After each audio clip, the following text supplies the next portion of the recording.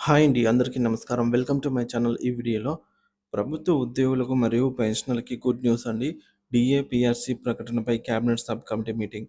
పూర్తి సమాచారాన్ని వీడియోలో తెలుసుకుందాం. వీడియోని ఎక్కడే గానీ స్కిప్ చేయకుండా ఎండ్ వరకు చూడండి. అప్పుడే ఇన్ఫర్మేషన్ పూర్తిగా అర్థమవుతుంది. అలాగే వీడియో చూస్తున్న ప్రతి ఒక్కరు వీడియోకైతే లైక్ చేయండి ఫ్రెండ్స్. ఈ వీడియోని తోటి ఉద్యోగ పెన్షనర్ మిత్రులతో అయితే షేర్ చేయండి. కొత్తగా మన ఛానల్ చూస్తున్నవారు సబ్స్క్రైబ్ చేసుకోకుంటే వెంటనే మన ఛానల్‌ని సబ్స్క్రైబ్ చేసుకోండి. దీని ద్వారా నేను చేసే లేటెస్ట్ వీడియోస్ అన్నీ మీ వరకు రీచ్ అవుతాయి. ఇక ఆలస్యం చేయకుండా వివరాల్లోకైతే వెళ్ళిపోదాము. సో ఫ్రెండ్స్, ఇక విషయానికొచ్చినట్లయితే తెలంగాణలో ఉద్యోగుల ఆవేదన. పెండింగ్‌లో కరువు భత్యం, బకాయిలు, నిరాశలో ఉద్యోగ వర్గాలు. తెలంగాణ రాష్ట్రంలో ప్రభుత్వ ఉద్యోగులు, పెన్షనర్లు తీవ్ర అసంతృప్తిలో ఉన్నారు. ప్రభుత్వం అనేక సంక్షేమ పథకాలను అమలు చేస్తూ ఉచిత హామీలు గుప్పిస్తుంటే ఉద్యోగుల జీతాలు, పెన్షన్ల విషయంలో మాత్రం నిర్లక్ష్యంగా వ్యవహరిస్తోందని ఉద్యోగ సంఘాలు మండిపడుతున్నాయి.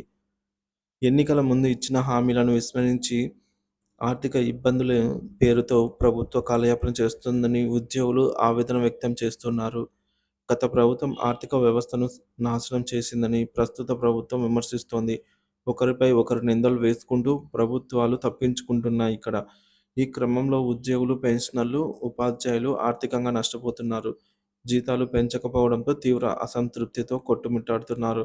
దేశంలోని ఇతర రాష్ట్రాలతో పోలిస్తే తెలంగాణలో పెండింగ్‌లో ఉన్న డీఏల సంఖ్య అత్యధికంగా ఉండటం గమనార్హం. చిన్న రాష్ట్రాలు సైతం ఎప్పటికప్పుడు డీఏలను విడుదల చేస్తూ ఉంటే తెలంగాణ ప్రభుత్వం మాత్రం ఉద్యోగులను పట్టించుకోవడం లేదని విమర్శలు వెల్లువెత్తుతున్నాయి. డీఏ బకాయిల్లో తెలంగాణదే అగ్రస్థానం. భారతదేశంలోని వివిధ రాష్ట్రాల్లో పెండింగ్‌లో ఉన్న డీఏల వివరాలను పరిశీలిస్తే తెలంగాణ రాష్ట్రం మొట్టమొదటి స్థానంలో ఉండటం విచారకరం. కర్ణాటక, కేరళ, గుజరాత్, మహారాష్ట్ర, మధ్యప్రదేశ్, జమ్మూ కాశ్మీర్ వంటి రాష్ట్రాలు డీఏలను ఎప్పటికప్పుడు విడుదల చేస్తున్నాయి. రాజస్థాన్, గోవా, అస్సాం, ఛత్తీస్గఢ్, ఉత్తరాఖండ్, ఆంధ్రప్రదేశ్, బీహార్, మేఘాలయ, హిమాచల్ ప్రదేశ్ రాష్ట్రాల్లో కూడా డీఏ బకాయిలు తక్కువగా ఉన్నాయి. తెలంగాణలో మాత్రం పరిస్థితి దారుణంగా ఉంది. రాష్ట్ర ప్రభుత్వ ఉద్యోగులకు ఇది నిజంగా బ్యాడ్ న్యూసే. పెండింగ్ డీఏల విషయంలో తెలంగాణ అగ్రస్థానంలో నిలవటం ఉద్యోగులకు తీవ్ర నిరాశను కలిగిస్తుంది. అంటే జీతం కంటే డీఏలపైనే ఉద్యోగ పెన్షనర్లు ఎక్కువ ఆసక్తి చూపుతారు. ప్రతి 6 నెలలకు ఓసారి పెరగాల్సిన డీఏలు పెరగకపోతే ఉద్యోగులు ఆర్థికంగా నష్టపోతారు. తెలంగాణ కంటే పక్కన ఉన్న తమిళనాడుతో పాటు ఒడిశా, సిక్కిం, హర్యానా వంటి చిన్న రాష్ట్రాలు కూడా తమ ఉద్యోగులకు చెల్లించాల్సిన డీఏలను ఎప్పటికప్పుడు క్లియర్ చేస్తున్నాయి. కేంద్ర ప్రభుత్వం కూడా 8వ వేతన సంఘానికి సిఫార్సులు చేసేందుకు సిద్ధమవుతోంది. కేంద్ర ప్రభుత్వ ఉద్యోగులకు డీఏ బకాయిలు లేకపోగా సకాలంలో పీఆర్సీని కూడా అమలు చేస్తున్నాయి. పక్కనే ఉన్న కర్ణాటక, కేరళ, గుజరాత్, మహారాష్ట్ర, జమ్మూ కాశ్మీర్, రాజస్థాన్, గోవా, అస్సాం, ఛత్తీస్గఢ్ వంటి రాష్ట్రాలు తమ ఉద్యోగులకు ఒక డీఏ మాత్రమే బకాయి ఉన్నాయి.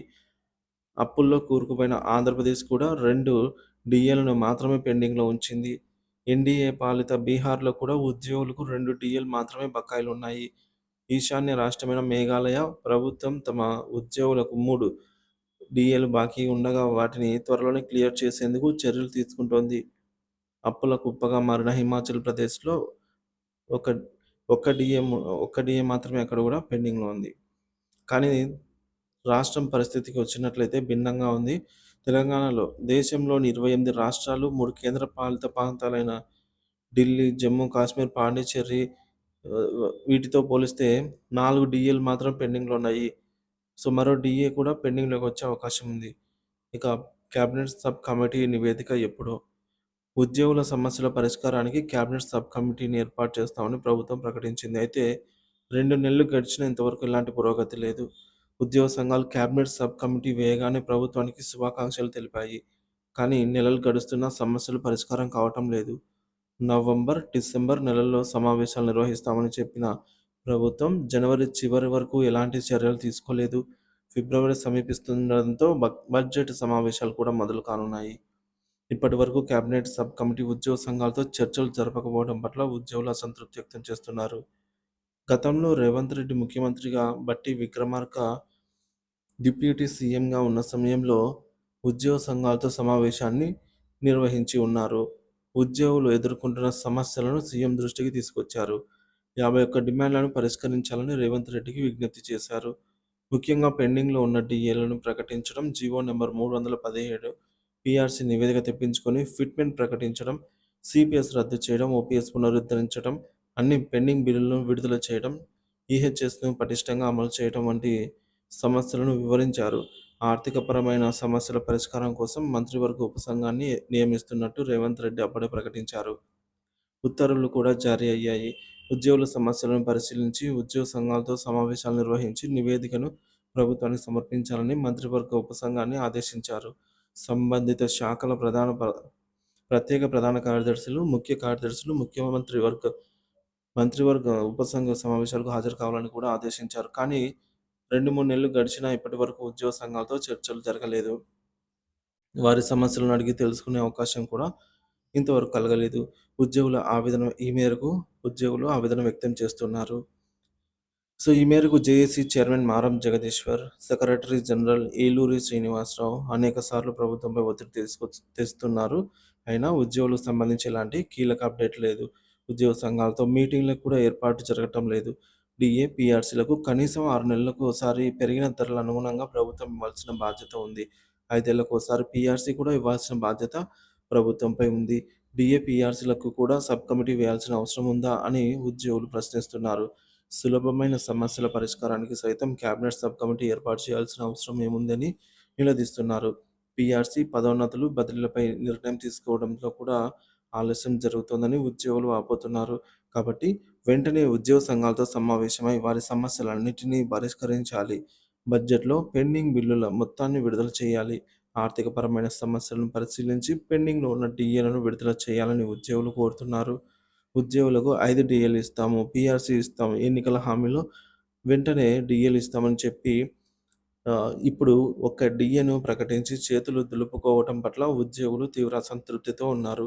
వెంటనే బడ్జెట్‌లో ఉద్యోగులకు రావాల్సిన అన్ని డీఏలు పెండింగ్‌లో ఉన్న డీఏ అరియర్స్ సంగతి తేల్చాలి.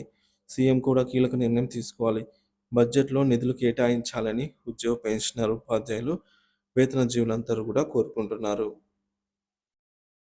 ఈ మేరకు ఉద్యోగులండి పెండింగ్ డీఏలు ప్రకటించడంలో తెలంగాణ రాష్ట్రం అగ్రస్థానంలో ఉంది. ప్రకటించకపోవడంలో అంటే పెండింగ్ డీఏలు అయితే ఎక్కువగా ఉన్నాయన్నమాట రాష్ట్రంలో. అలాగే సబ్ కమిటీ ఎందుకు వీటిని పెండింగ్ బిల్లు చెల్లింపులకు కూడా సబ్ కమిటీ ఏంటి అని ప్రభుత్వ వైఖరిని ఉద్యోగ పెన్షనర్లు దుయ్యబట్టారు. ఇక ఈ మేరకు ఉద్యోగుల్లో అసంతృప్తి అయితే నెలకొనడం జరిగింది. ప్రభుత్వం తక్షణమే తీసుకోవాల్సిన చర్యలలో ముఖ్యంగా పెండింగ్ డీఏల విడుదల, పీఆర్సీ అమలు, ఉద్యోగ సంఘాలతో చర్చలు, బడ్జెట్‌లో తగిన నిధులు కేటాయింపులైతే చేయాల్సిన అవసరం ఎంతైనా ఉంది.